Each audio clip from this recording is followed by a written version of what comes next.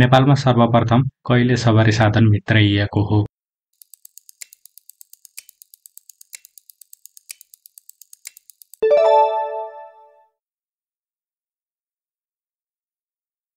फगलाइट कस्तो रङको हुन्छ?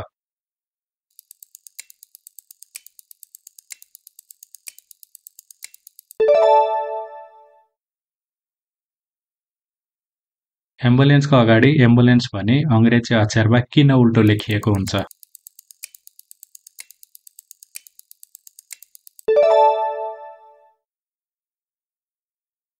नीलो नम्बर प्लेट भएका सवारीले कस्तो सवारीलाई बुझाउँछ?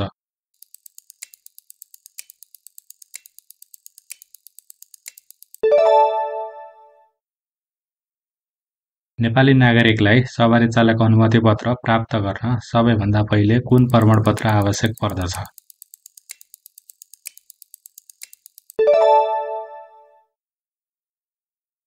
एउटा यातायात व्यवस्था कार्यालयमा दर्ता भएको सवारीलाई अर्को यातायात व्यवस्था कार्यालयमा दर्ता गराउने कार्यालय के भनिन्छ?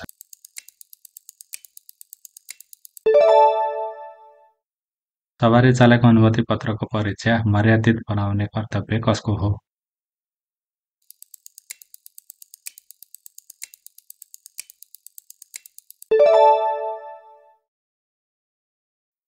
पिक आवर भनेर कुन समयलाई भनिन्छ?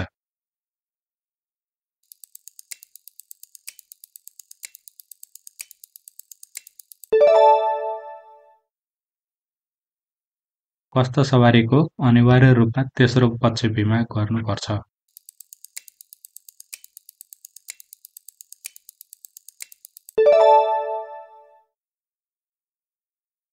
सवारी चालक अनुमति पत्रको परीक्षा समितिको अध्यक्ष को हुने व्यवस्था छ?